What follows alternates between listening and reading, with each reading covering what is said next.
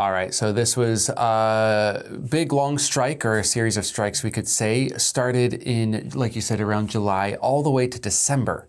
I believe it's completely done now because they did reach a compromise. But what happened is during coronavirus, prices were going up, like a lot of difficulties were happening, and truckers felt like it was a bit unfair to end a certain protection that they were getting during coronavirus for these like long hours, rising gas prices and things like that. They felt like they needed those protections to be permanently put onto the sort of benefits that truckers do get. The government disagreed, and therefore the strike started. After a very long time of striking, the government did order them back to work. That worked mostly, but the strike did continue at some level, culminating in a compromise of allowing these sort of protections to be kept for the next 3 years, as long as no people who were not covered previously would enter into those protections now. That seems to have been a good enough compromise, although there are some gripes even now and possible strikes in the future. At least for now, we have a little bit of freedom in that. Now, the government did say that this strike did cost up to, I believe, $1 billion in economic losses. So that is quite a large amount. And like you said, some of your students were personally, or at least their businesses were affected by this strike as well. So it was a big deal. Yeah, I saw a lot of news about it. I just didn't read a lot of news about it. It's more like, oh, trucker strike, keep on going. Yes, then move on to the next thing. Yeah. Do you think that the truckers had a valid reason for this strike? To echo my opinions I shared last year, I think it did make sense to me. Yes, I could see why they were worried, why they wanted, a bottom line to give them job security in what has been a very, very unstable economic situation with, increasing in deliveries, but also since the war in Ukraine, increasing gas prices, and not wanting to.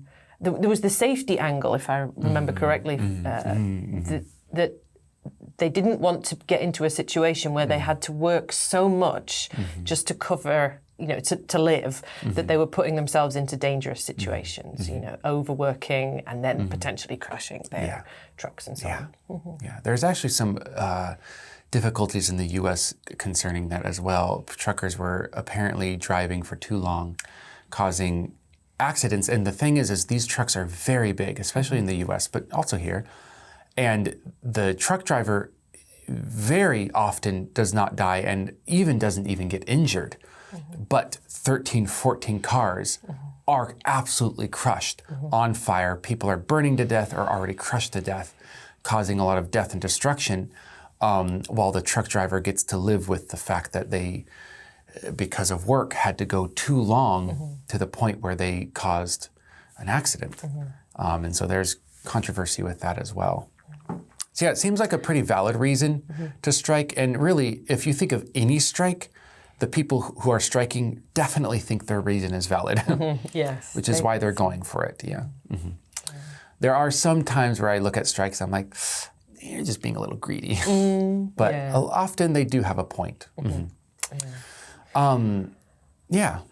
But as there was the initial strike, and then because they didn't get the result they wanted, there were further strikes after that. And I think, as often happens with news cycles, that we kind of lost interest, or the press were like, okay, we've reported on that once already, so now we're going to move on to different issues.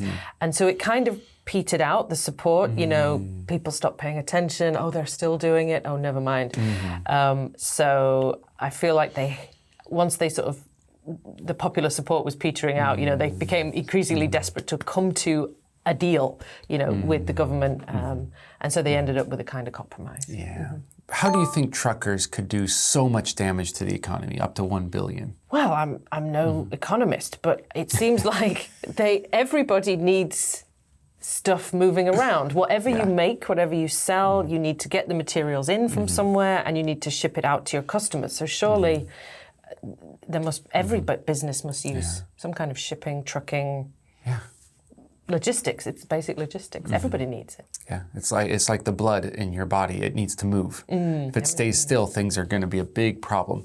So it just needs to move. And trucks and trains, but especially truckers, are a part of that lifeblood of the economy. So of course, stopping that is going to damage it and everything. Although $1 billion does seem like an astronomical number, when you think about it, especially in relation to the economy and how much it earns and spends, it's quite small. Yeah, I guess so. I mean, small, it's not that small, but it is quite small in the fact of maybe there's 43 billion out there. Well, yeah. And among that is 1 billion that's lost. Yeah. But yeah, people were affected. Prices might have gone up. I don't know. Well, certainly things were delayed, I imagine. Yeah, maybe it's just about delaying. But I can see why President Yoon wanted to take a hard line. Being a conservative president, usually conservative or, what do you call it, Republican right-wing side, usually are very opposed to workers' unions. So I can see why Yoon was, trying to resist for a long time. Yeah. But obviously they have a very powerful union. Truckers are very important to this country and this economy. So he did end up, giving them some of what they wanted. It's nice to see compromise.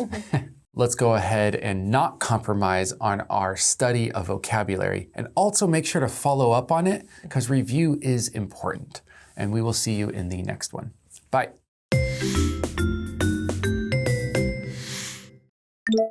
Follow up.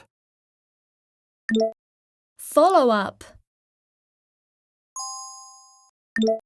Snuff out. Snuff out. Hardline. Hardline. Peter out. Peter out. Astronomical. Astronomical.